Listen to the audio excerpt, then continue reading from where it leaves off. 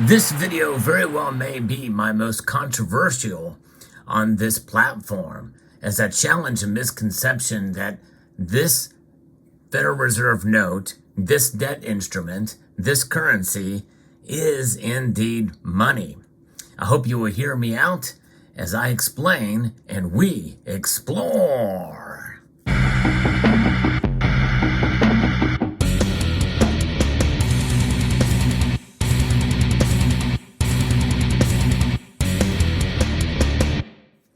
Now, feel free to post your thoughts in the comments section below, but before you do so, I want you to listen to this entire video before you write a single word in the comments section. Why is the dollar money?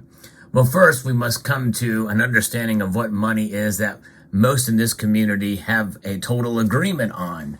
Money is defined in various different ways. You can go to a lot of different websites to talk about what the money is or what money is. In fact, Investopedia has a pretty good outline of what it is. In fact, some of this information you probably have seen on probably one of the most popular series in regards to discussing money, and that is Mike Maloney's Hidden Secrets of Money. And we know that money has a couple of different properties that make it unique and separate apart from non-monetary aspects. Although in this video, I'm challenging that notion. But first, let's see. We have money that should be fungible. And what is fungibility? Essentially, that allows it to be exchanged from one thing to another. In other words, it can be substituted or returned for another thing. It's exchangeable. You can take this note and you can exchange it for goods and services. That's fungibility. The units of money should be interchangeable with one another as well, and we know that is being a part of divisibility and there as well. Now, what is another aspect of money? And that it should be durable. It should be durable enough to retain its usefulness for many future exchanges. So in other words, we wouldn't use strawberries as money because they perish, or blueberries. A perishable good or good that degrades quickly due to various exchanges will be less useful for future transactions. And one can say that this type of money is not very durable, but indeed it actually is. These notes, though, do have a life cycle which is much less than coins, but they still do have durability. In fact, this particular note is not made of paper at all. It is cotton fiber. And the secret of its actual ingredients lie with the Massachusetts Crane Paper Company. But nonetheless, that's a whole nother topic. But it does have unique properties, and most currencies do. Most currencies around the world have durability. And in fact, some of the, quote, paper money out there is actually made of polymer, a type of plastic, which is very durable. So that is one aspect of it that is quite intriguing, and is another property of what money is. Money should also be portable. I tell you what, it's very portable and very convenient to fold these bills and put them in your wallet. And money should be easy to carry and divide, and so that it is worthwhile quantity can be carried on one person or transported. And you can use that something that is inconvenient to carry as money that could require physical transportation. So in other words, we would not use stones, for instance, large rocks, which actually was used as money at one time. In fact, seashells and other things, that might be tough with different shapes to be able to carry around with you. In fact, someone would make the argument that paper money is more convenient and portable than even a pocket change, because some people may not have pockets for some of their pants. It's something as simple as that. But everybody kind of has a place to be able to fold papers and put them on them, whether it be a pocketbook or a wallet. Of course, wallets can be put in pockets as well too, but I digress. And recognizability is another aspect of it. Who does not recognize the dollar, right? The authenticity and quantity of the good should be readily apparent to users so that they can easily agree on the terms of an exchange. Using a non-recognizable good as money can result in transaction costs relating to authenticating the goods and agreeing on the quantity needed for an exchange. Now, the dollar is recognized worldwide. 60% of all international transactions are in the dollar. For everyday people, they may not see that or recognize the dollar. There's some countries that don't use it at all, but some may use the euro. And here in the United States, the euro is not as recognizable. Some people may not have ever seen a euro note like here. So that seems to fly in the face of recognizability. And by the way, same thing with gold and silver coins. Gold and silver coins may not be recognizable to the average American or European or anybody in the West to be able to use, be recognizable. If you walk into a grocery store and take in a Silver Eagle, for instance, you go and show them this coin inside of a store, they will just flat out reject it, likely, or be very curious as to what it is and may not be allowed to accept it. Of course, you would be a fool because it has $1 noted on it. This coin is worth a whole lot more than $1. But I digress. The fact remains is that recognizability is an important factor to what money is. So therefore, that sort of does challenge the idea of precious metals as being money. But nonetheless, the precious metal fact that gold and silver in and of themselves, regardless of what is stamped on the metals, are indeed money, but they're known as commodity money. And that's a different type of money that can be talked about in a different way. Now, the other aspect about money that it needs to be is stability. Yeah, stability. Now, is the dollar stable? Yes. It's a whole lot more stable than the Bolivar, that's for sure. The Bolivar is experiencing massive inflation. In fact, we're seeing inflation in other countries like Argentina right now, starting to pick up there at 103%. There's other nations that have massive inflation. And so therefore, some of the monetary aspects of the Bolivar are dwindling fast because it's not stable. The supply of the item used as money should be relatively constant over time to prevent fluctuations in value. Using a non-stable good as money produces transaction costs due to the risk that its value might rise or fall because of scarcity or overabundance. And that is something that you have to take into an account. Speaking of an account, money should be a unit of account.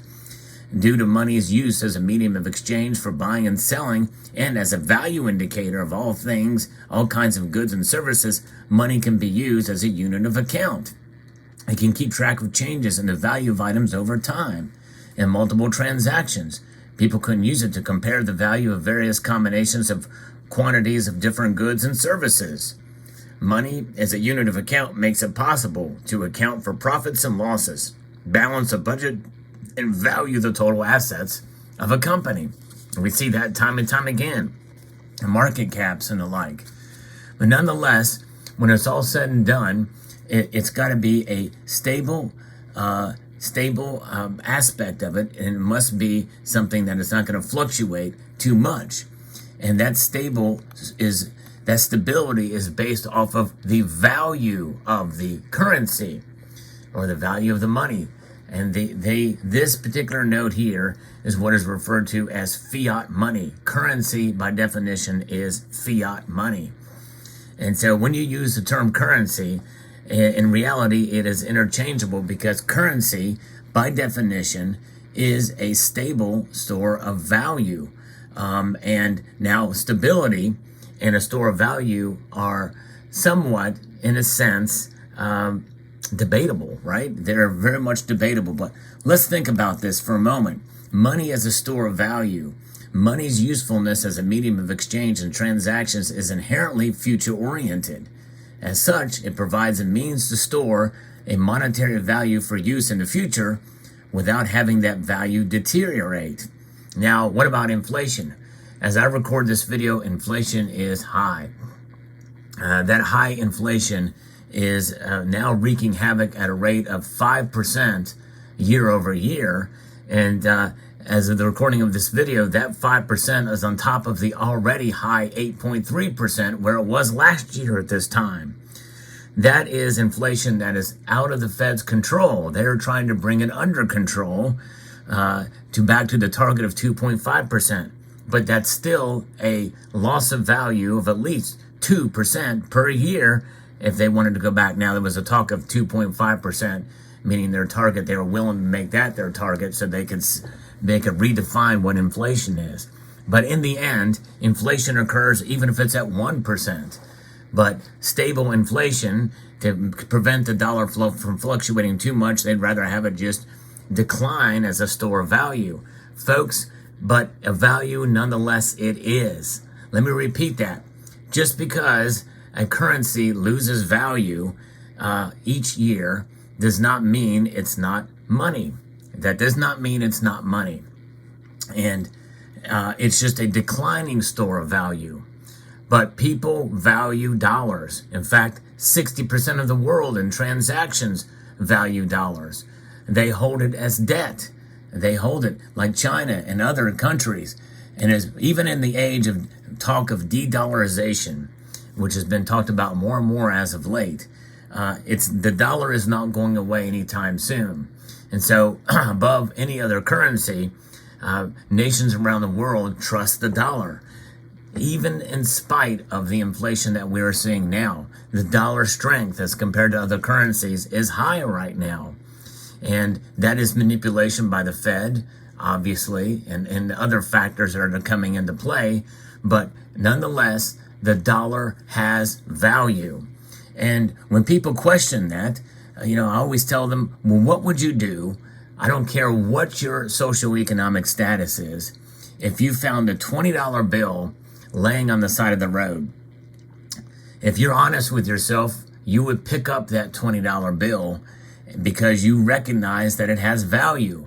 And by the way, with that $20 bill, you can buy almost an ounce of silver with it, so there's that, and by the way, a $50 bill, you would even be more anxious and excited to pick that note up.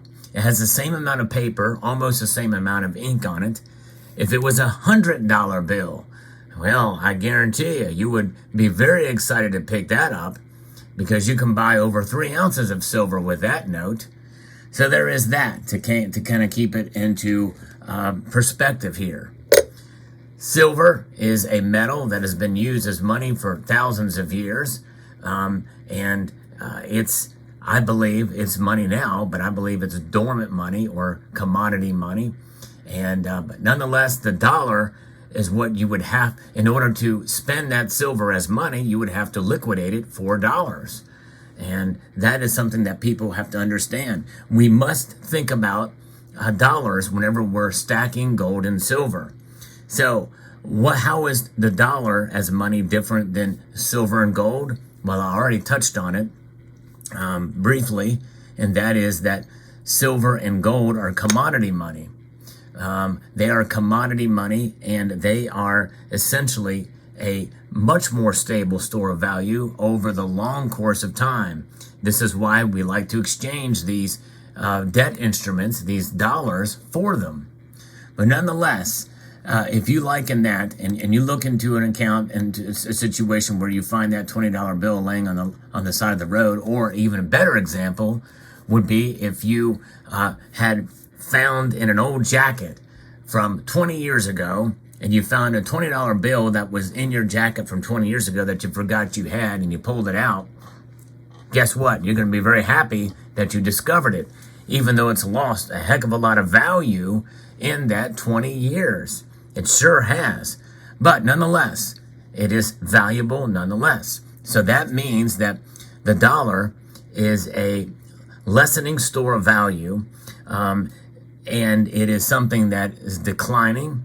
The dollar has lost over 98% of its value since the Federal Reserve Act of December of 1913. But people still have faith in it.